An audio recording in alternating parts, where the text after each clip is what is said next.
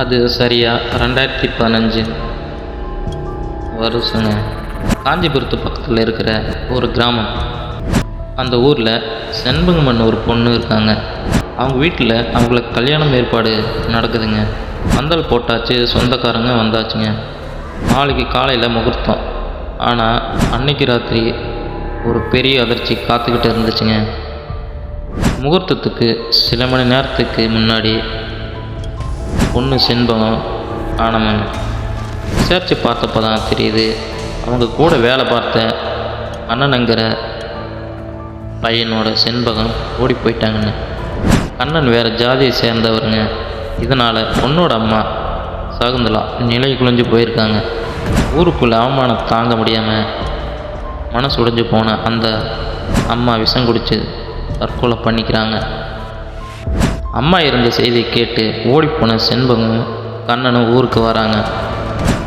ஊர் அவங்கள வெறுக்குதுங்க. சுடுகாட்டில் அம்மா உடல் அடக்கம் பண்ண குழி தோண்டி வச்சுருக்காங்க. அப்போ தான் அந்த முதல் அபசகுணம் நடக்குதுங்க. திடீர்னு கண்ணன் ஆள் தவறி அந்த சவக்குழிக்குள்ளே விழுந்துடுறாருங்க. இது சாதாரண விபத்துன்னு நினச்சாங்க. ஆனால் இல்லைங்க, இது ஆரம்பம் மட்டும்தான். அடக்கம் முடிஞ்சதுமே வீட்டுக்கு வந்த கண்ணன் ராத்திரி நேரத்தில் விசித்திரமாக நடந்துக்க ஆரம்பிச்சிருக்காருங்க. திடீர்னு கத்துறது, ட்ரெஸ்ஸை கிழிச்சிக்கிறது, யாரோ தன்னை அடிக்கிற மாதிரி பயப்படுறாருங்க. கண்ணனை அடக்க முடியாமல் சங்கிலியால் தட்டி போடுறாருங்க. சரியாக 16வது நாள் காரியம் நடக்குதுங்க. வழக்கமாக படையல் போட்டால் காகம் வந்து சோறு எடுக்கணும். ஆனால் அன்னைக்கு எவ்வளவு நேரம் காத்திருந்து ஒரு காகம் கூட அந்த சோத்தை தொடலைங்க.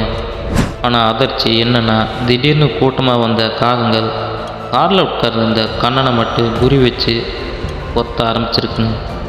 இதை பார்த்த ஊர் ஜனங்க, செத்தவங்களோட ஆவி தான் இவனை பழி வாங்குதுன்னு பேச ஆரம்பிச்சிருக்காங்க.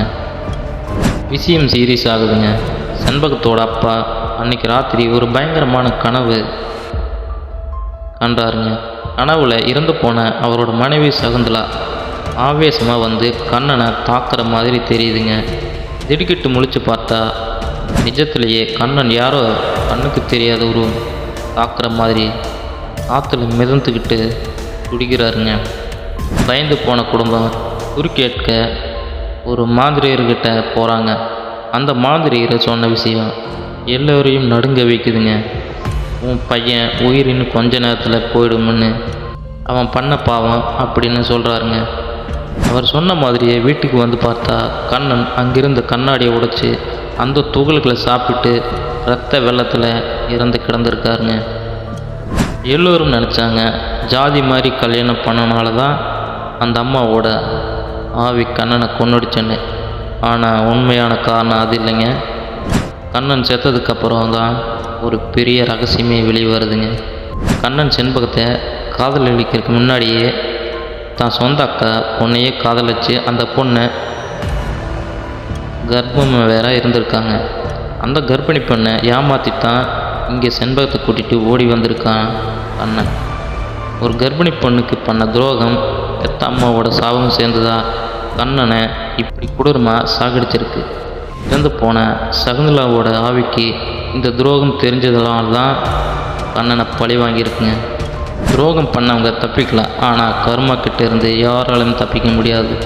இந்த சம்பவம் நிரூபிச்சிருக்குங்க. இந்த உண்மை சம்பவத்தை பற்றி நீங்கள் என்ன நினைக்கிறீங்க? மறக்காமல் கமெண்ட்டில் சொல்லுங்கள்.